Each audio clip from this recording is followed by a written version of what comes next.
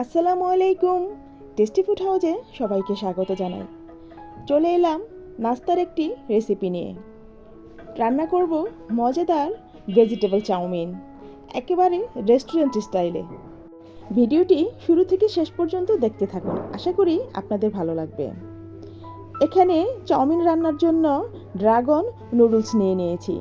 সাধারণত এই চাউমিন রান্না করতে একটু মোটা নুডলসটাই ব্যবহার করা হয়। যেহেতু আজকে ভেজিটেবল চাউমিন রান্না করব, তাই সবজির পরিমাণটা একটু বেশি নিয়েছি গাজর কুচি, পেঁয়াজ পাতা কুচি, ক্যাপসিকাম কুচি, বরবটি কুচি আর কিছু কাঁচামরিচ। এখানে নিয়ে নিয়েছি চিকেনের বুকের মাংস। দিয়ে দিচ্ছি আদা রসুন বাটা 1 চা চামচ, গোলমরিচ গুঁড়া 1/2 চা চামচ, ধনে গুঁড়া 1 চা চামচ, লাল মরিচ গুঁড়া 1 চা চামচ। দিয়ে দিচ্ছি লেবুর রস 1 চা চামচ। দিয়ে ভালো করে মিশিয়ে নিচ্ছি। দিয়ে দিচ্ছি লবণ স্বাদ মতো, দিয়ে আবারও ভালো করে মিশিয়ে রেখে দেব আধা ঘন্টার জন্য। মাংসগুলো ছোট ছোট করে কেটে নিয়েছি, আর নিয়েছি 1/2 কাপ মাংস। এখন চলে যাব নুডলস সিদ্ধ করার জন্য। হাঁড়িতে পরিমাণ মতো পানি ফুটিয়ে নিয়েছি। দিয়ে দিচ্ছি লবণ আর দিয়ে দিচ্ছি সামান্য তেল। এভাবে নুডলস সিদ্ধ করলে নুডলস একটার গায়ে আরেকটা লেগে যাবে না। অন্যান্য নুডলসের তুলনায় এই ড্রাগন নুডলস দেখতে অনেকটা মোটা, তাই সিদ্ধ হতেও বেশি সময় নেয়। প্রায় 10 মিনিটের মতো সময় লাগে এই ড্রাগন নুডলস সিদ্ধ হতে। চাইনিজ বা রেস্টুরেন্টে সাধারণত এই নুডলসটাই ব্যবহার করা হয়। পুরোপুরি রেস্টুরেন্টের স্বাদ পেতে চাইলে ড্রাগন নুডলস দিয়েই চাউমিন রান্না করতে হবে। আর এই ড্রাগন নুডলসের দামও খুব অল্প। প্রায় 10 মিনিট ধরে আমি নুডলসগুলো সিদ্ধ করে নিয়েছি। দেখতে কতটা মোটা হয়েছে সেটা দেখতেই পাচ্ছেন। চেক করে নিচ্ছি কতটা সিদ্ধ হলো। এখন পানি ছেঁকে ছাঁকনিতে তুলে নিচ্ছি। হাতের কাছে ড্রাগন নুডলস না থাকলে অন্য যে কোনো নুডলস দিয়েও চাউমিন রান্না করে নিতে পারেন। এখন ঠান্ডা পানি ঢেলে নুডলসগুলো ভালো করে ধুয়ে নেব। কতটা ঝরঝরে হয়েছে সেটা দেখতেই পাচ্ছেন। এখন আরেকটা হাঁড়িতে পরিমাণ মতো তেল দিয়ে দিয়েছি। দিয়ে দিচ্ছি 1/2 কাপ পেঁয়াজ কুচি। পেঁয়াজ কুচিগুলো অল্প করে ভেজে নেব। দিয়ে দেব মেখে রাখা চিকেনগুলো। চিকেন দিয়ে আবারও কিছুক্ষণ ভেজে নেব। চিকেন সিদ্ধ হতে বেশি সময় লাগবে না।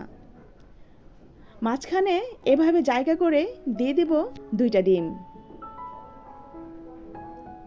ডিমগুলো নেড়ে চেড়ে ঝুড়ো করে ভেজে নেব। কেউ চাইলে আলাদাভাবেও ভেজে দিতে পারেন। দিয়ে দিয়েছি সামান্য পরিমাণে লবণ।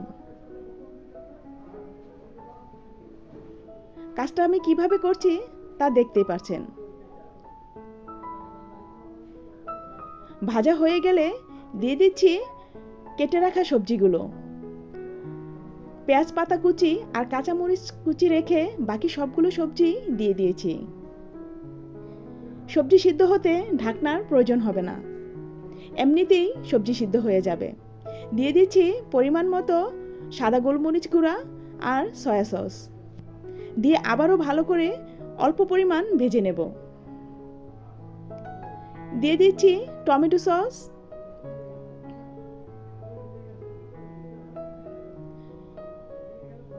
এই চাউমিন রান্নার সময় চুলার আঁচটা একেবারে হাই হিটে রেখেছি।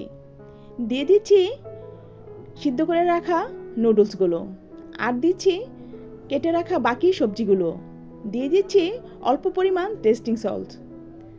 দিয়ে দিচ্ছি একটু বেশি পরিমাণ টমেটো সস, আর দিচ্ছি আরেকটু সয়া সস।